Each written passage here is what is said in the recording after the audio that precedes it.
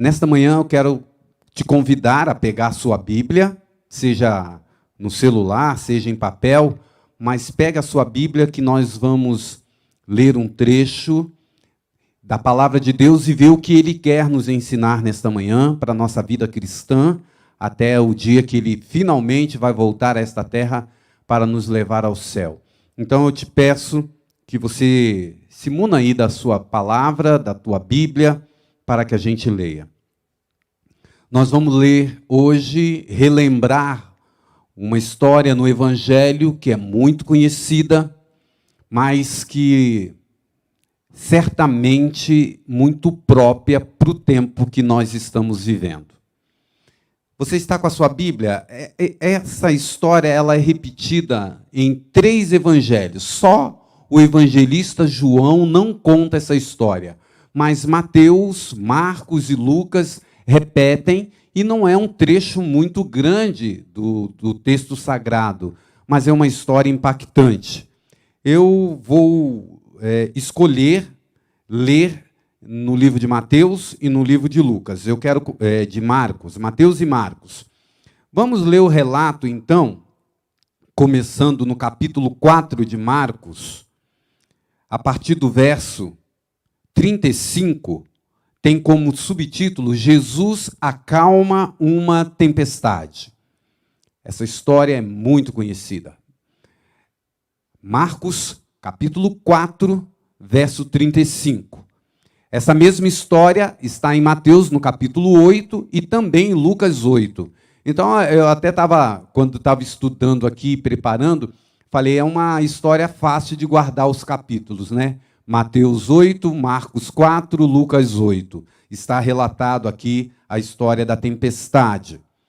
Vamos, o relato assim mais minucioso dos 3 evangelistas, Marcos se deteve em alguns detalhes que Mateus não fala e nem Lucas. Então vamos ler o texto aqui de Marcos capítulo 4, 35. Naquele dia, sendo já tarde, disse-lhe Jesus, passemos para outra margem. E eles, despedindo a multidão, o levaram assim como ele estava no barco, e outros barcos o seguiam. Verso 37. Ora, levantou-se grande temporal de vento, e as ondas se arremessavam contra o barco, de modo que o mesmo já estava a se encher de água. E Jesus estava na popa, dormindo sob um travesseiro. Eles o despertaram e lhe disseram, Mestre, não te importa que pereçamos? E ele, despertando, repreendeu o vento e disse ao mar, acalma-te, emudece. O vento se aquietou e fez-se grande bonança. Então lhes disse, por que sois assim tão tímidos? Como é que não tendes fé? E eles, possuídos de grande temor, diziam uns aos outros, quem é este que até o vento e o mar lhe obedecem?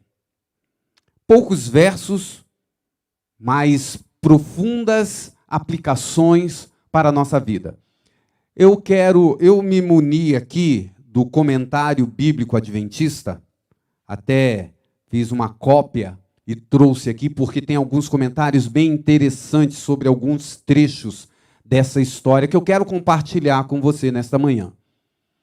Mas aqui no início, algumas aplicações para a nossa vida que me vêm à mente, antes de ler os teólogos que escreveram comentário bíblico, citações de Ellen White diz, mas o que me salta aos olhos que eu queria compartilhar com você, que tem uma aplicação para nós, é que quando a gente começa a ler aqui em Marcos capítulo 4, verso 35, diz que naquele dia já era tarde, já estava começando a anoitecer. E Jesus, junto com os discípulos, Jesus diz para ele, vamos passar para o outro lado do lago. Sabe, irmãos, pensando aqui no momento histórico, na linha de tempo em que nós estamos vivendo, na escatologia que conta os eventos do tempo do fim, os eventos que antecedem a volta de Cristo, olhando para tudo que a Bíblia, Apocalipse e Daniel principalmente nos conta. Capítulo 24 de Mateus, quando Jesus fala de como estaria o mundo antes dele voltar, e muitos outros textos bíblicos, a gente pode chegar à conclusão que na história deste mundo já está tarde. Já estamos no limiar da volta de Cristo. E sobre o aspecto dos eventos finais, nós poderíamos dizer também que estamos prestes a passar para o outro lado. E esse outro lado, com certeza, é o lado do lugar onde Cristo, com suas próprias mãos, está preparando um lar para mim e para você. É o lado do lago, né? O lado do lago que eles atravessaram aqui, o Mar da Galileia, que não haverá pranto, luto, dor, nem despedida, não vai haver pragas, não vai haver peste negra ou pandemia do coronavírus. É este outro lado que Jesus está convidando a mim e a você para entrarmos no barco e irmos para o outro lado. O que me salta aos olhos aqui logo no início é pensar nessa frase, já era tarde. E na história nossa do mundo já é tarde também, irmãos. Já estamos quase no pôr do sol da história desta terra. E Jesus Cristo está voltando, já é tarde. E Jesus está nos convidando a entrar no barco.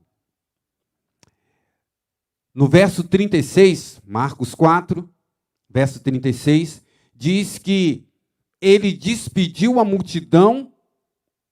Eles despediram, os discípulos despediram a multidão, levaram Jesus com eles no barco, e ainda tinha um outro fato, outros barcos começaram a seguir o barco aonde estava Jesus.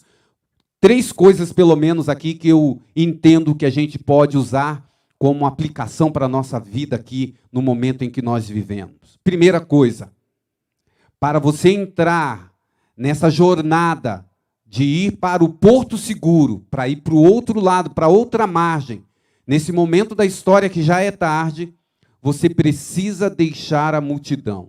E hoje a gente está vivendo num tempo complicado, onde tem uma multidão de um lado, uma multidão do outro, politização de vários temas, vacina, não vacina, e outros temas que a gente vê no WhatsApp, na internet, no YouTube, que chega até nós. Mas talvez eu esteja falando para alguém que está preso pela multidão. Para entrarmos no barco da salvação, é necessário primeiro deixar e depois levar. Deixar a multidão. Tem uma frase muito conhecida que a gente repete, um ditado popular, que diz que a voz do povo é a voz de Deus. Nem sempre, irmãos. Nem sempre a maioria está com a razão. Infelizmente, alguns têm dado ouvido à multidão. A maioria. Todo mundo faz, todo mundo fala, todo mundo come, todo mundo veste. Cuidado com a multidão. E aqui eu vejo que eles deixaram a multidão, despediram a multidão. Mas não adianta deixar a multidão, despedir a multidão, se você não colocar no barco aquele que pode resolver os problemas quando esse barco estiver sobejando, quando esse barco estiver quase afundando. E o barco aqui, eu não posso deixar de pensar que o barco é a igreja. O barco é o porto, é a âncora que a gente tem de segurança no estudo da palavra. Entrar nesse barco é entrar na salvação. Entrar nesse barco é como entrar na arca, como quando Noé entrou com a sua família e os animais que deram ouvidos à ordem de Deus para entrar no barco. Mas os homens não aceitaram. Aqui estava o barco da salvação.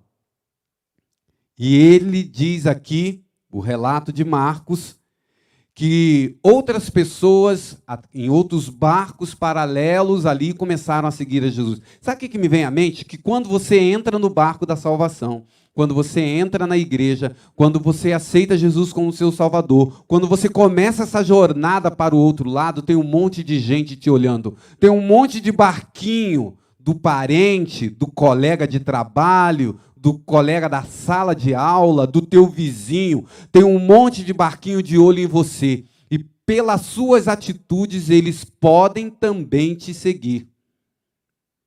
O exemplo, o testemunho. Interessante, né? Eles entraram no barco com Jesus e outros barquinhos começaram a segui-lo também. E pode ser que tenha alguém te seguindo. Seu filho, seu cônjuge, seu patrão.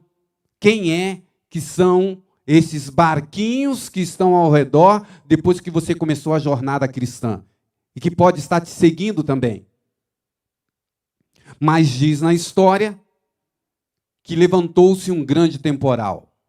E nessa jornada de ir para Canaã celestial, nesse barquinho que nós estamos da salvação, que Jesus está dentro, nós não estamos isentos de ser atacados pelo inimigo das almas, que é Satanás. E aí se levanta tempestades, temporais.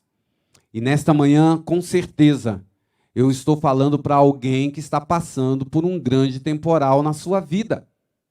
O temporal do luto, de ter perdido um ente querido para o coronavírus ou para outra doença. O coral de ter, o vendaval, né? De ter alguém, o temporal de ter alguém entubado nesse instante. Ou indo para o hospital.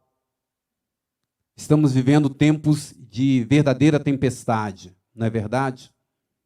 Pessoas que estão perdendo o emprego porque o comércio está fechado, está passando fome, está precisando de ajuda. Nós estamos vivendo num tempo muito difícil, irmãos. Esta madrugada eu estava papeando com a minha esposa, a gente conversando ali, coisa de casal, né? Quem é casado sabe. Acorda, começa a conversar, a filosofar, ver a ideia de um, de outro, trocando as ideias, as conversas, e eu fiquei lembrando que, sabe, irmãos, às vezes a gente fica até meio, qual é a palavra?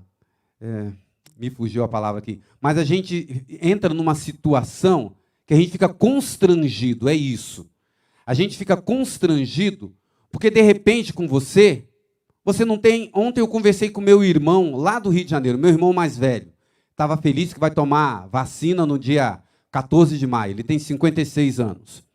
E conversando com ele, ele me ligou, tá tudo bem aí? A gente fica ligando um para o outro, né? Deve acontecer com você também. Você liga para o seu irmão, para os seus primos, perguntando. E na minha família, irmãos, dos meus primos, dos meus irmãos, nós não temos ninguém com Covid. Ele até brincou ontem, eu falei, poxa, a gente não tem ninguém da família com Covid, né? Aí ele retrucou, você teve, né? Você esqueceu? Eu falei, é mesmo, eu tive. Eu fui o único da minha família que tive Covid. Graças a Deus estou aqui, não tive sintoma nenhum. Então, o constrangimento, às vezes, é porque eu posso estar falando com alguém que está na situação de ter um luto, de ter alguém, e a gente precisa ter compaixão e empatia, obviamente. Mas eu queria lembrar, irmãos, que você, que como eu, tem a felicidade de não ter tido nenhuma sequela, de não ter tido nenhum parente, de estar com o seu emprego. Está tudo bem com você no meio dessa pandemia, e é possível que tenham muitas pessoas que está tudo bem, não está passando pela tempestade agora. Não fique com vergonha disso. Louve a Deus por isso, e ainda bem que eu e você estamos bem para cuidar daqueles que não estão. Ainda bem que tem algumas pessoas que ainda estão agraciadas com o seu emprego e estão doando na nossa campanha aqui e tem chegado donativos para ajudar esse irmão que está desempregado. Ainda bem que eu e você temos saúde para poder vir aqui a este lugar como equipe da transmissão, que nenhum deles foi acometido de Covid, estão aqui firmes, com saúde. Graças a Deus por isso. Porque aqueles que estão bem vão cuidar daqueles que estão fragilizados. Graças a Deus, porque nessa tempestade que a humanidade está passando, Jesus que estava ali no barco, ele estava atento. Irmãos, ter Jesus no barco não é garantia que nós não vamos ter vendavais, que não vai haver tempestade. Agora, ter Jesus no barco é garantia 100% de que ele pode acalmar a tempestade, de que ele está lá porque nós o convidamos, e a segurança dele estar lá ao nosso lado vai trazer essa paz que houve depois que ele disse: cala-te, emudece. E a tempestade passou. Eu tenho aqui um comentário muito interessante que está na Bíblia de Andrews, que é a nossa Bíblia lá da Universidade Adventista de Andrews, e ele faz um comentário do capítulo 8 de Mateus, onde está escrito também essa história. E se você olhar o capítulo 8 de Mateus, é um olhar bem interessante. Olha o capítulo inteiro, e você vai ver que naquele dia em que Jesus entrou no barquinho e ele dormiu profundamente, ele tinha tido um dia carregadíssimo de atividades. Ele havia curado muitas pessoas. Abra aí a sua Bíblia em Mateus capítulo 8, porque a gente vai encontrar também o relato que a gente está estudando aqui nesta manhã, que é o relato da tempestade acalmada. Mas se você olhar rapidamente, tem os subtítulos aí, diz que Jesus curou um leproso, capítulo 8, verso 1 ali. No verso 5 diz que ele curou um criado de um centurião. Aí no verso 14 ele curou a sogra de Pedro. E aí no verso 16 diz assim, muitas curas. Aí tem uma gama de coisas que Jesus fez nesse dia, até ele entrar no barco.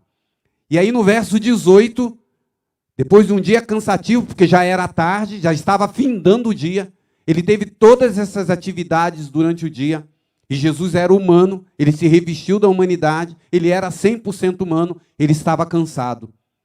E no verso 18, agora em Mateus, capítulo 8, verso 18, diz assim, vendo Jesus muita gente ao seu redor, ordenou que passassem para outra margem. Na verdade, a história da travessia para o outro lado começa aqui. E do verso 19 até o verso 22, teve ali um interlúdio, e aí no verso 23, Jesus entra no barco, e aí a história se repete, como nós lemos lá em Marcos. Jesus atravessando e a tempestade chegando. E os discípulos apavorados. Mas aqui a gente percebe que Jesus estava cansado. E ele dormiu mesmo profundamente. E eu quero ler para vocês o relato, o comentário, que é muito interessante, falando sobre essa tempestade. A primeira questão que vem à mente, que a palavra tempestade no original aí, é sismos, que é a mesma palavra que dá origem aos terremotos. Foi uma tempestade muito forte mesmo. Sismos. E ali diz que literalmente o barco estava sendo coberto, escondido pelas ondas. O barco estava se enchendo com tanta rapidez que os discípulos perderam a esperança de tirar a água do barco antes que ele pudesse afundar. Muitos deles eram pescadores experientes, que tinham passado a maior parte da vida no mar da Galileia e que sabiam como lidar com um barco numa tempestade. Mas nesta ocasião, toda a experiência e habilidade que tinham não foram suficientes. E quantas vezes a gente tem ouvido a aplicação disso aqui, que é muito própria. A gente luta com as nossas dificuldades e lá no último suspiro a gente lembra de Deus. Ah, eu consigo, isso aqui eu consigo resolver. Com as minhas habilidades, com a minha faculdade, com o meu doutorado, com o meu conhecimento. E às vezes a gente, com todo o conhecimento, não consegue um médico salvar o seu próprio pai, como a gente viu alguns relatos nessa pandemia. Pai morreu e o filho, 2 filhos médicos não conseguiram salvar o seu pai. Todo conhecimento. Às vezes não é o suficiente. E ali diz que Jesus dormia. Olha que interessante, irmãos. Somente nesta passagem, na Bíblia inteira, nos evangelhos que conta a história de Jesus, é o único texto na Bíblia que fala que Jesus estava dormindo. Apenas nessa passagem se registra que Jesus dormiu, vencido pelo cansaço, pela fome de um dia extenuante. Sem dúvida, ele adormeceu rapidamente. Os discípulos chamaram Jesus 2 vezes. Aqui é um comentário de Ellen White no Desejado de Todas as Nações, página 334. Olha o que a profetisa do Senhor fala sobre esse relato. Os discípulos chamaram Jesus por 2 vezes na escuridão, mas suas vozes se perderam no ruído da tempestade.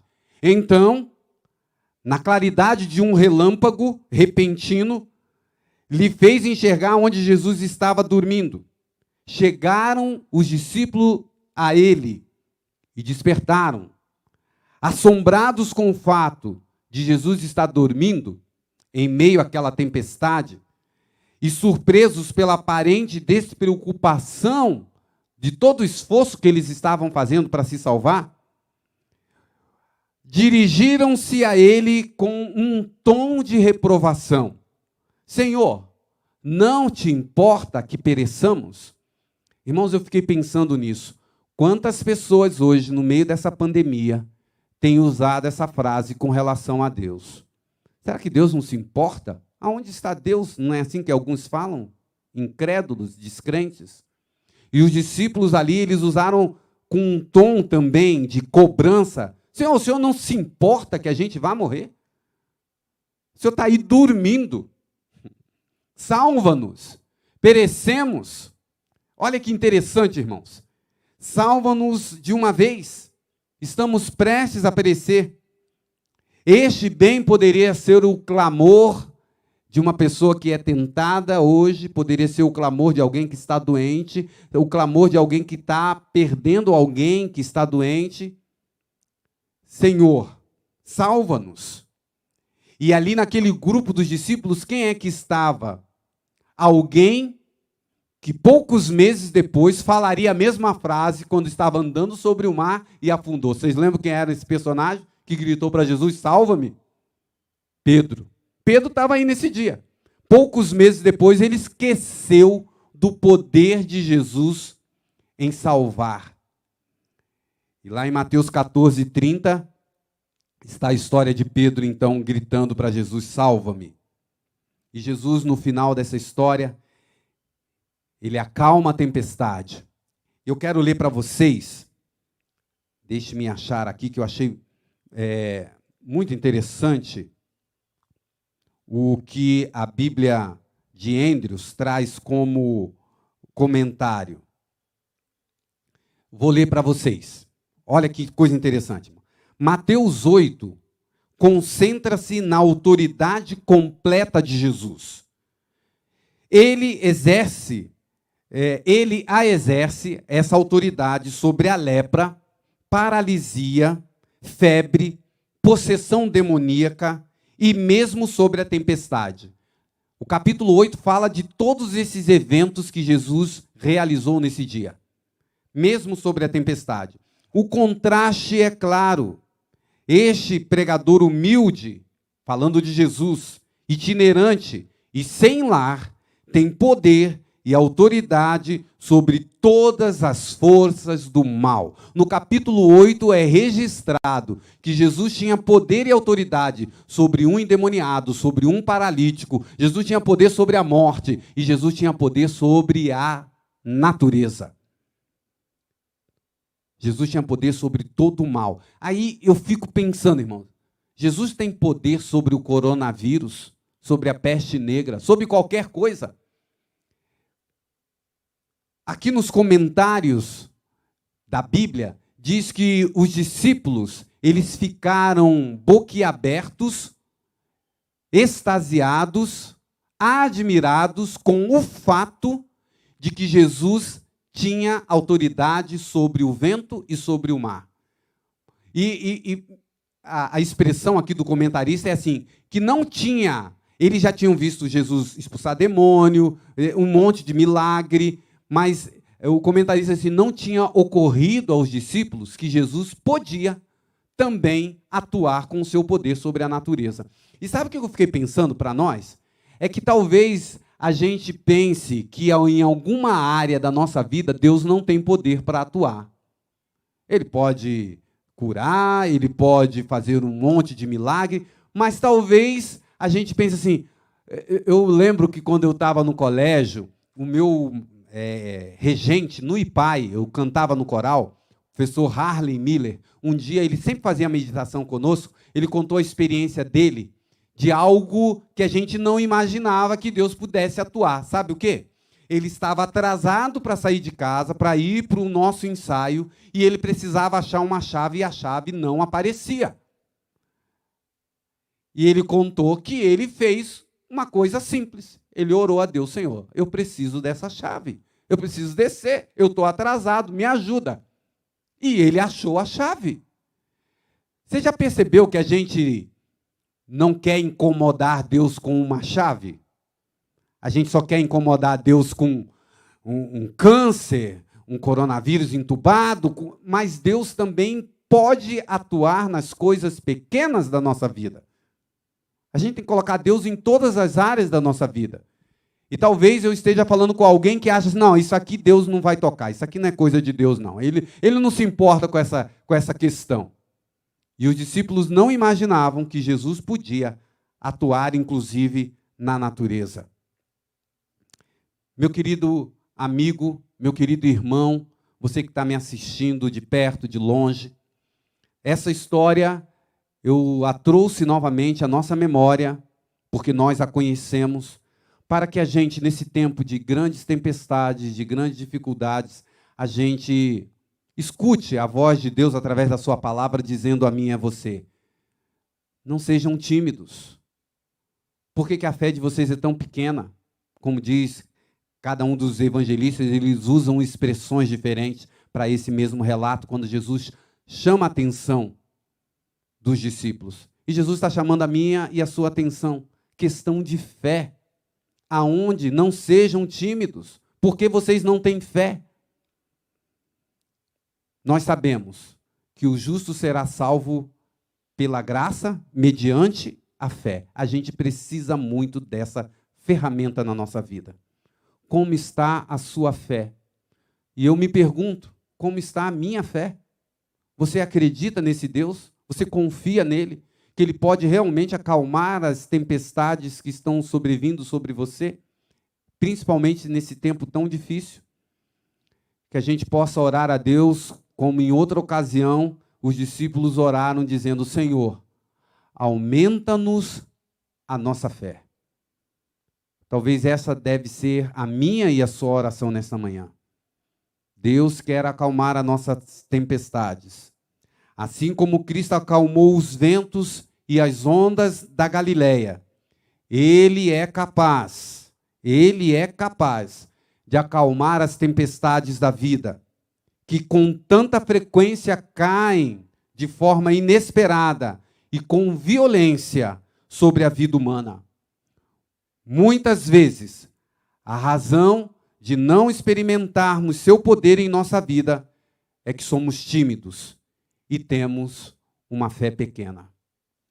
Que o Senhor tenha misericórdia de nós. A minha oração nesta manhã é para que Deus aumente a sua fé, aumente a minha fé, e que a gente confie nesse Deus que pode tudo. Esse Deus que pode acalmar as nossas tempestades. Você confia nesse Deus? Você gostaria de rogar a Ele nesta manhã? Primeiro pedir perdão, Senhor, perdão pela minha fé tão pequena e tímida, e pedir, Senhor, aumenta a minha fé, que eu confie mais no Senhor, que a paz que excede todo entendimento esteja comigo, esteja em mim. Nós vamos cantar um hino, e depois eu volto aqui para orar com você e por você.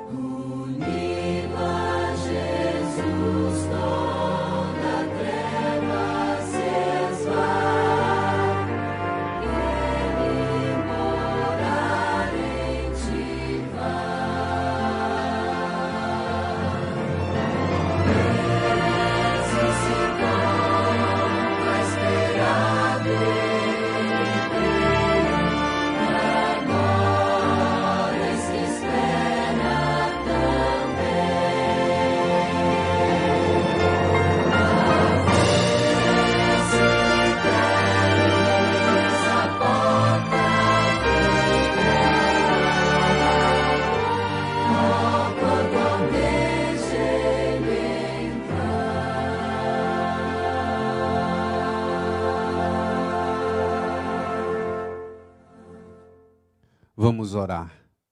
Senhor, nessa oração, eu quero humildemente te pedir, em meu nome e em nome dos teus filhos, meus irmãos que estão aqui neste culto comigo, misericórdia e perdão. Realmente, Pai, a nossa fé é muito pequena. E nós precisamos, na jornada cristã, a cada dia, aumentar a nossa fé. E ter fé é acreditar. Acreditar nas coisas sobrenaturais que o Senhor pode fazer. Acreditar que quando os milagres que a gente espera não vêm, vem o consolo que dá uma paz que nenhum entendimento humano consegue compreender. A paz que vem de Cristo, que alivia o cansaço. Ó Senhor, que ao estudar a Tua palavra, ao ler essas histórias verídicas, reais, de grande poder de Jesus Cristo demonstrado, quando aqui o Senhor andou entre nós, que isto nos fortaleça e faça com que a gente confie que o barco que nós adentramos, Jesus também está. E este barco vai tranquilamente, seguramente, em direção ao porto seguro, às mansões celestiais. E que nesse trajeto, quando as tempestades vierem, Jesus está aqui no barco. O Senhor está ao nosso lado. O Senhor nunca nos abandona. Nunca nos abandona. Aumenta a nossa fé, Pai. É a minha oração nesta manhã. Que a gente creia de verdade. Eu rogo esta bênção, essa capacidade que o Espírito Santo pode nos dar. E oramos em nome de Cristo. Amém.